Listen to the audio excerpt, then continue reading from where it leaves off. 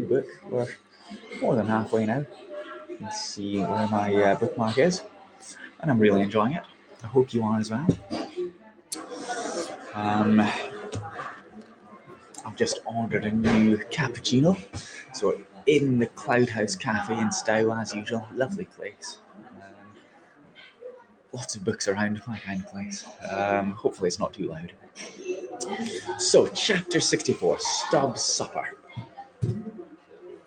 Stubbs's whale had been killed some distance from the ship.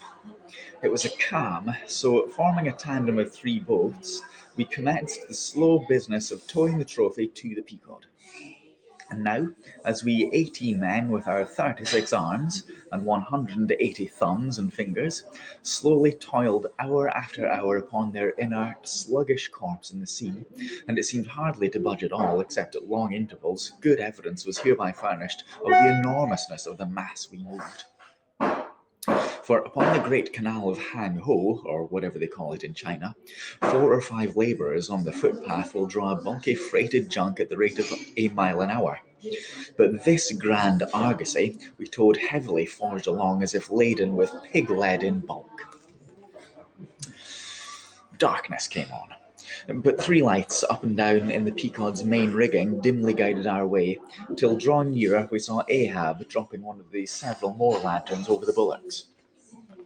Vacantly eyeing the heaving whale for a moment, he issued the usual orders for securing it for the night, and then, handing his lantern to a seaman, went his way into the cabin, and did not come forward again until morning. When overseeing the pursuit of the whale... Thank you very much. Overseeing the pursuit of the whale... Where are we? Captain Ahab had evinced his customary activity, to call it so. Yet now that the creature was dead, some vague dissatisfaction or impatience or despair seemed working in him, as if the sight of that dead body reminded him that Moby Dick was yet to be slain.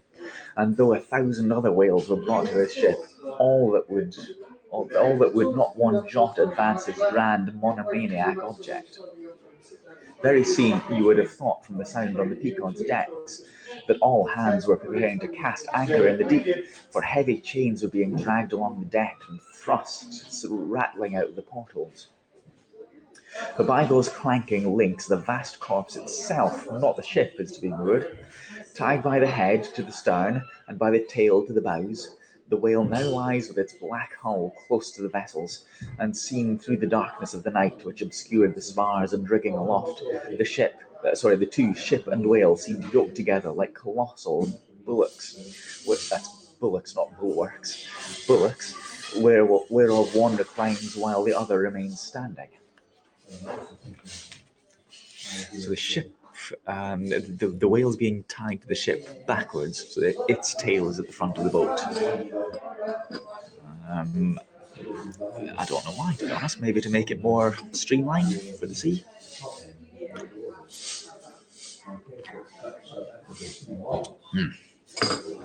Delicious.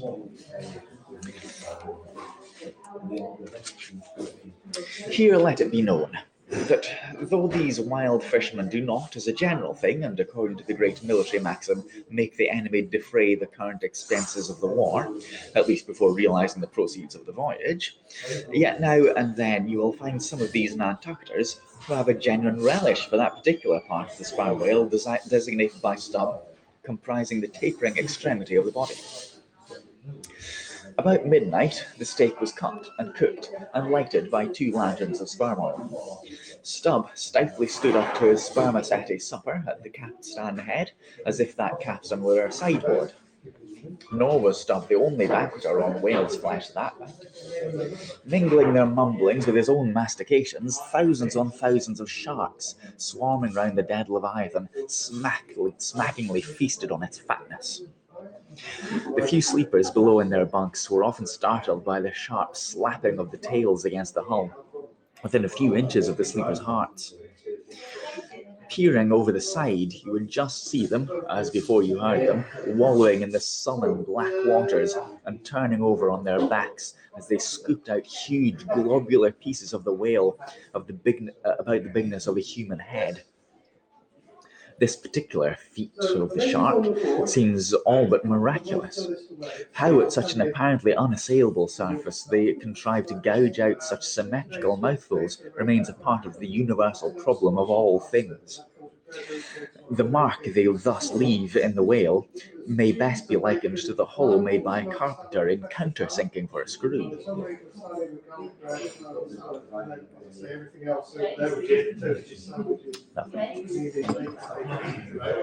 Though amid all the smoking horror and diabolism of a sea fight, sharks will be seen longingly gazing up to the ship's decks, like hungry dogs round a table where red meat is being carved, ready to bolt down every killed man that is tossed to them. And though while the valiant butchers over the deck table are thus cannibally carving each other's live meat with carving knives all gilded and tasseled, the sharks also with their jewelled hilted mouths are angrily carving away under the table at the dead meat. And though you were to turn the whole affair upside down, it would still be pretty much the same thing. That is to say, a shocking, sharkish business enough for all parties. And though sharks also are the invariable outriders of slave ships crossing the Atlantic, symmetrically trotting alongside to be handed in case a parcel is to be carried anywhere, or a dead slave to be decently buried, and though one or two others like instances might be set down, touching the set terms, places, and occasions when sharks do most socially congregate, and most hilariously feast, yet there is no conceivable time or occasion where you will find them in such countless numbers, and in gayer or more jovial spirits, than around a dead sperm whale, moored by night to a whale ship at sea. If you have never seen that sight, then suspend your decision about the propriety of devil worship, and the expediency of conciliating the devil. Look, Bill. But as yet, Stubb heeded not the mumblings of the banquet that was going on so nigh him, no more than the sharks heeded the smacking of his own Epicurean lips.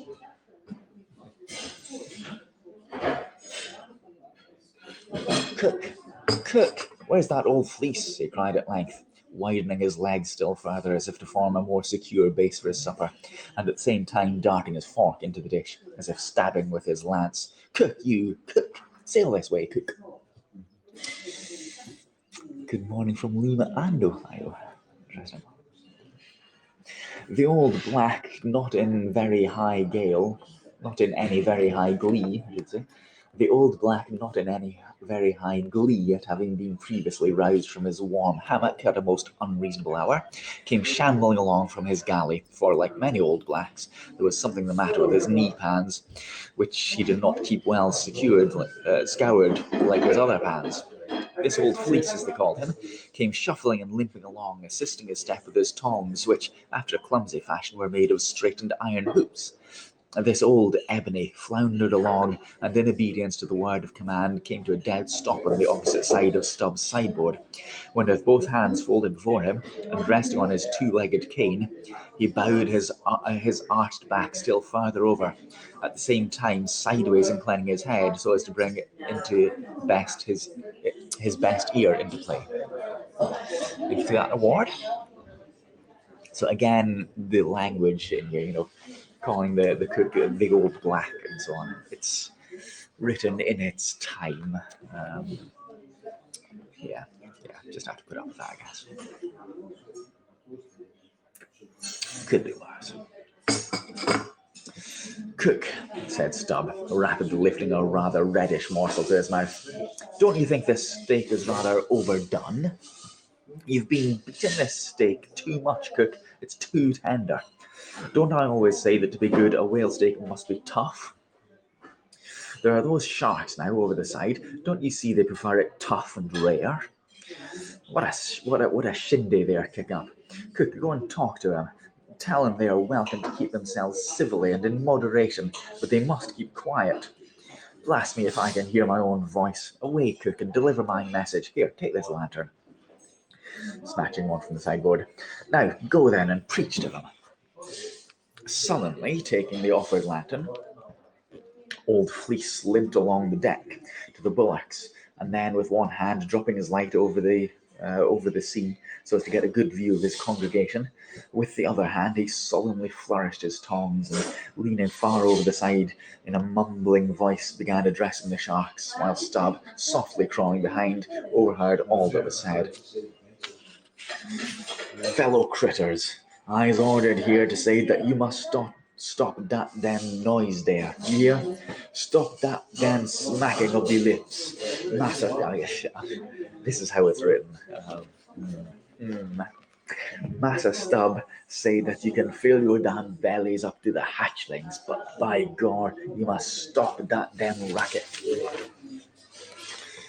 Cook," here interposed Stubb, accompanying the word with a sudden slap on the shoulder. "Cook, why, damn your eyes, you mustn't swear that way when you're preaching. That's no way to convert sinners, Cook." "Who that?"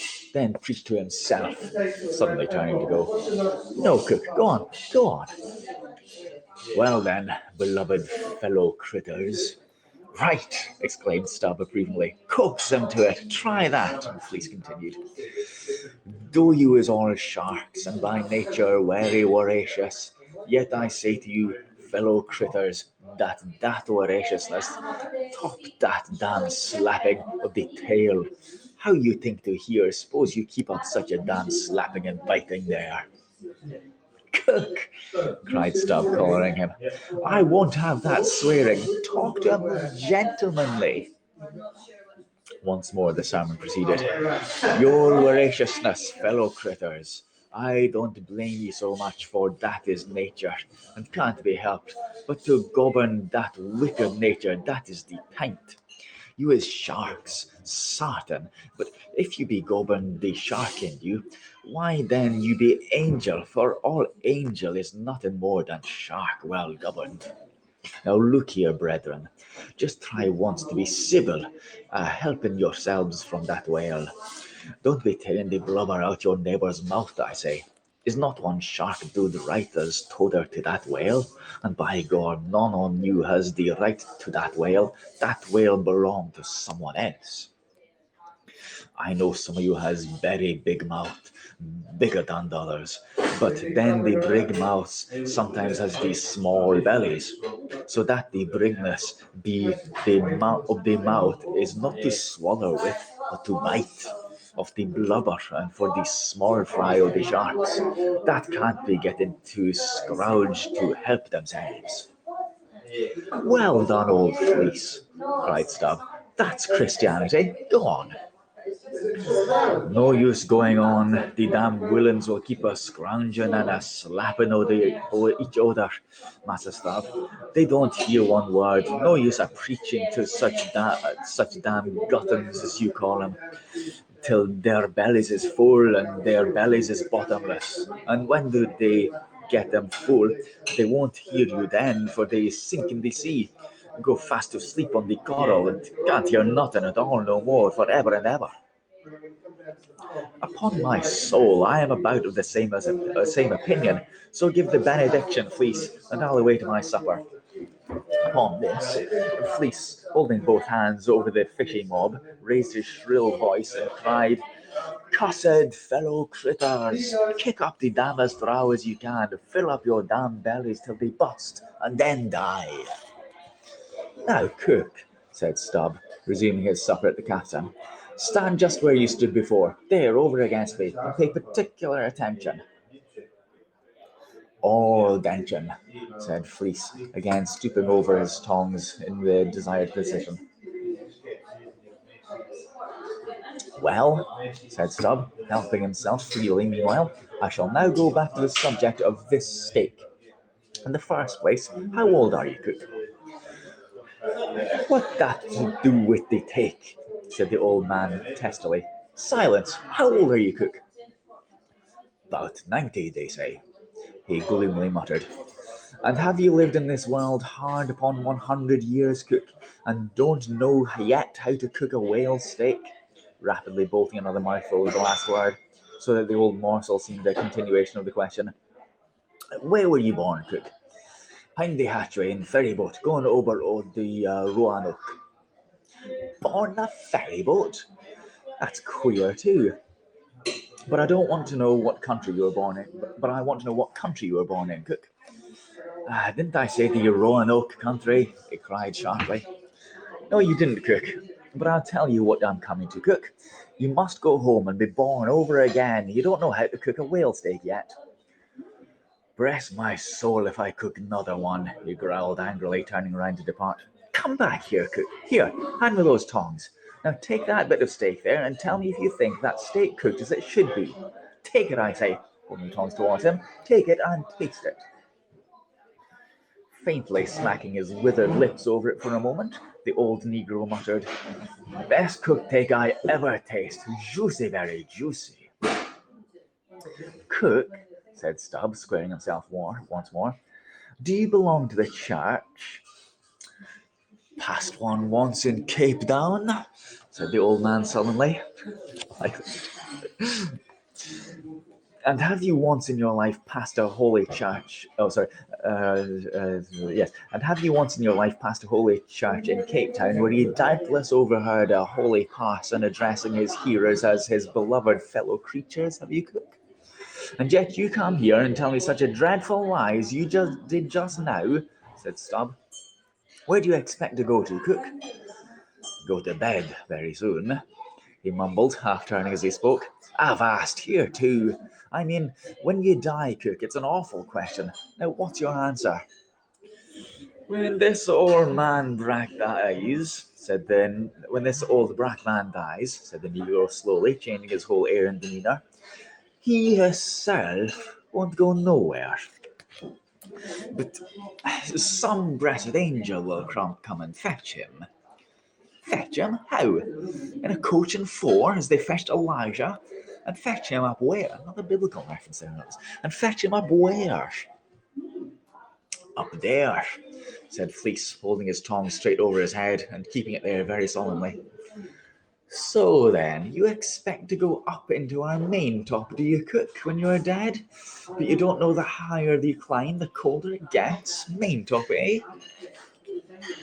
Didn't say that at all, said Fleece again in his sulks. You said up there, didn't you? Now look yourself and see where your tongs are pointing. But perhaps you expect to get into heaven by crawling along the lubber's hole, Cook. But no, Cook. You don't get there except you go the regular way, round by the rigging. Oh. It's ticklish business, but must be done or else it's no go. But none of us are in heaven yet. Drop your tongs, Cook, and hear my orders. Do you hear? Hold your hat in one hand and clap to the other at the top of your heart. When I'm giving my orders, Cook. What? That your heart there? That's your gizzard, aloft, aloft. That's it, now you have it. Hold it there now and pay attention. All attention, said the old black man, with both hands placed as desired, vainly wriggling his grizzled head as if to get both ears in front at one at the same time. Well then, Cook, you see this whole whale steak of yours is so bad that I have put it out of sight as soon as possible. You see that, don't you? Well, for the future, when you cook another whale steak for my private table here, the captain, I'll tell you what to do so as not to spoil it by overdoing. Hold the steak in one hand and show a live coal to it with the other. That done, dish it. Do you hear? And now tomorrow, when we are cutting in the fish, be sure you get by the tips of its fins. Have them put in pickle. And as for the ends of the flukes, have them soused, Cook. There, now you may go. But Fleece had hardly got 3 paces off when he was recalled. Cook, give me my cutlets for supper tomorrow night in the mid-watch, do you hear? Where you sailing? Lois, stop. Make a bow before you go. Avast heaving again. Whale balls for breakfast. Don't forget. Wish by God, whale eat him. Instead of him eat whale. If blessed if he ain't more shark than Massa Shark himself, muttered the old man, limping away. With a sage ejaculation, he went to his hammock. I like the cook. I like Fleece. I like him. He's a good character. It's end of chapter 4, 64. Shall we have another chapter? I think we will. Still got plenty of time. Chapter 65. I do like how it's written. obviously, as I say before, some of the language about, calling fleece a negro and so on, but that's how it is. That's when it was written. When does it say?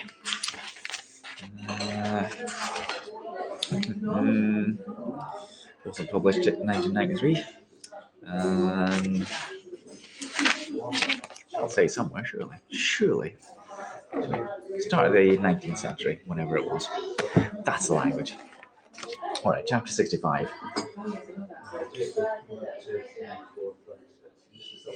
The whale as a dish.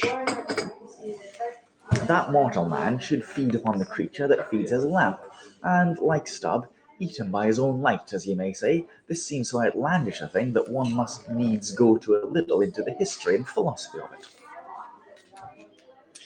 It is upon record that 3 centuries ago the tongue of the right whale was esteemed a great delicacy in France, and commanded large prices there, and that in Henry VIII's time a certain cook of the court obtained a handsome reward for inventing an admirable sauce to be eaten with barbecued porpoises, which you remember are a species of whale. Porpoises indeed are to this day considered fine eating. The meat is made into balls about the size of billiard balls, and being well seasoned and spiced might be taken for turtle balls or veal balls. The old monks of Dunfermline were very fond of them. They had a great porpoise grant from the crown. The fact is that among his hunters at least the whale would by all hands be considered a noble dish. Were that not so much of him, but when you come to sit down before a meat pie nearly 100 feet long, it takes away your appetite. Only the most unprejudiced of men like Stubb nowadays partake of cooked whales, but the Esquimaux, that's interesting spelling there. You can see Esquimaux. Where are we? That way. No, other way. There, Esquimaux. The Esquimaux are not so fastidious. We all know how they live upon whales and have rare old vintages of prime old train oil. Zogranda, one of their most famous doctors, recommends strips of blubber for infants as being exceedingly juicy and nourishing. And this reminds me that certain Englishmen, who long ago were accidentally left in Greenland by a whaling vessel, that these men actually lived for several months on the mouldy scraps of whales which had been left ashore after trying out the blubber. Among the Dutch whalemen, these scraps are called fritters, which indeed they greatly resemble, being brown and crisp and smelling something like old Amsterdam housewives' donuts or ollikoeks when fresh. They have such an eatable look that the most self-denying stranger can hardly keep his hands off. But what further deprecates the whale as a civilized dish is his exceeding richness. He is the great prize ox of the sea, too fat to be delicately good. Look at his hump, which would be as fine eating as the buffalo's, which is esteemed a rare dish, were it not such a solid pyramid of fat. But the spermaceti itself, how bland and creamy that is, like the transparent, half-jellied white meat of a coconut in the 3rd month of its growth. Yet far too rich to supply a substitute for butter. Nevertheless, many whalemen have method of absorbing it into some other substance and then partaking of it. In the long, dry watches of the night, it is a common thing for the seamen to dip their ship biscuit into the huge oil pots and let them fry there a while. Many a good supper I have thus made. In the case of a small sperm whale, the brains are accounted a fine dish. The casket of the skull is broken into with an axe, and the 2 plump whitish lobes being withdrawn, precisely resembling 2 large puddings. They are then mixed with flour and cooked into a most delectable mess, in flavour somewhat resembling calf's head, which is quite a dish among some epicures, and everyone knows that some young bucks among the epicures, by continually dining upon calves' brains, by and by get to have a little brains of their own, so to be able to tell a calf's head from their own heads, which indeed requires uncommon discrimination. And that is the reason why a young buck with an intelligent-looking calf's head before him is somehow one of the saddest sights you can see. The head looks sort of reproachfully at him with an et tu, Brute expression. It is not perhaps entirely because the whale is so excessively unctuous that landsmen seem to regard the eating of him with abhorrence. that appears to result in some way from the consideration before mentioned, i.e. that a man should eat a newly murdered thing of the sea, and eat it too by its own light. But no doubt the first man that ever murdered an ox was regarded as a murderer. Perhaps he was hung, and if he had been put on trial by oxen, he certainly would have been. But he certainly survived, if any murderer does. Go to the meat market of a Saturday night and see the crowds of live bipeds staring up at the long rows of dead quadrupeds. Does that not sight take a tooth out of the cannibal's jaw? Cannibals? Who is not a cannibal? I will tell you that it will be more tolerable for that Fiji that salted down a lean missionary in his cellar against the coming famine. It will be more tolerable for the provident Fiji, I say, in the day of judgment, than for thee, civilized and enlightened gourmand, who nailest geese to the ground and feastest on their bloated livers and their pâté de foie gras. But Stubb, he eats the whale by his own light, does he? And that is adding insult to injury, is it? Look at your knife handle. There, my civilized and enlightened gourmand dining off that roast beef. What is that handle made of? And what the bones of the brother of the very ox you are eating? And what do you pick your teeth with after devouring that fat goose? With a feather of the same fowl. And with what quill did the Secretary of Society for the Suppression of Cruelty to Ganders formerly entide his circulars? It is only within the last month or two that society passed a resolution to patronize nothing but steel pens. We can have another one. Chapter 66. The Shark Massacre. Ooh, Shark Massacre. Interesting. Yes, plenty of time for that. The Shark Massacre. When in the southern fishery, a captured sperm whale, after long and weary toil, is brought alongside late at night, it is not, as a general thing at least, customary to proceed at once to the business of cutting him in. For that business is an exceedingly laborious one. It is not very soon completed, and requires all hands to set about it. Therefore, the common usage is to take him all in sail, lash him a helm a lee, and then send everyone below to his hammock till daylight, with the reservation that until that time anchor watches shall be kept, that is, 2 and 2 for an hour each couple. The crew in rotation shall mount the deck to see that all goes well. But sometimes, especially upon the line in the Pacific, this plan will not answer at all, because such incalculable hosts of sharks gather round the moored carcass, that were he left so for 6 hours, say, on a stretch, little more than the skeleton will be visible by morning. In most other parts of the ocean, however, where these fish do not so largely abound, their wondrous voracity can be at times considerably diminished by vigorously stirring them up with sharp whaling spades, a procedure notwithstanding which in some instances only seems to tickle them still into greater activity. But it was not thus in the present case of the Pequod's sharks, though to be sure any man unaccustomed to such sights to have looked over her side that night would have almost thought the whole round sea was one huge cheese, and those sharks the maggots in it. Nevertheless, upon Stubb setting the anchor watch after his supper was concluded, and when, accordingly, Keekag had a forecastle seaman come on to deck, no small excitement was created among the sharks, for immediately suspending the cutting stages over the side, and lowering 3 lanterns, so they cast along long gleams of light over the turbid sea, these 2 mariners, darting their long whaling spears, kept up an incessant murdering of the sharks, by striking the keen steel into their skulls, seemingly their only vital part. But in the foamy confusion of their mixed and struggling hosts, the marksmen could not always hit their mark, and this brought about new revelations of the incredible ferocity of the foe. They viciously snapped, not only at each other's disembowelments, but like flexible bows, bent round and bit their own, till those entrails seemed swallowed over and over again by the same mouth, to be oppositely voided by the gaping wound. Nor was this all. It was unsafe to meddle with the corpses and ghosts of these creatures. A sort of generic or pantheistic vitality seemed to lurk in their very joints and bones, after what might be called the individual life had departed. Killed and hoisted on deck for the sake of his skin, one of those sharks almost took poor Keekag's hand off when he tried to shut down the dead lid of his murderer's jaw. Teakeg no care what God made him shark, said the savage, agonizingly lifting up his hand up and down. Whether Fiji God or Nantucket God, but that God what made shark made one damn England. Oof, what a chapter. What a chapter about those sharks. Oof.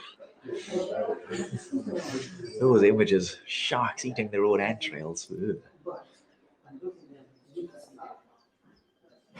He's some writer, that Herman Melville, isn't he? Oof. Oof. What a sight. Looking over the ship, over the ship's bulwarks, looking at all that. Horrible. Still really loving the way it's written, though. I think it's so exciting, so engrossing a book. Very much enjoying it. Hope you are as well. So don't forget, everybody, don't forget that I'll start a new book club. As I say, a new sort of a book club. Probably this weekend. So we'll choose a book that we all want to collectively read, and we'll read it over the course of a couple of weeks or a month, and then we'll come back and discuss it and choose a new book.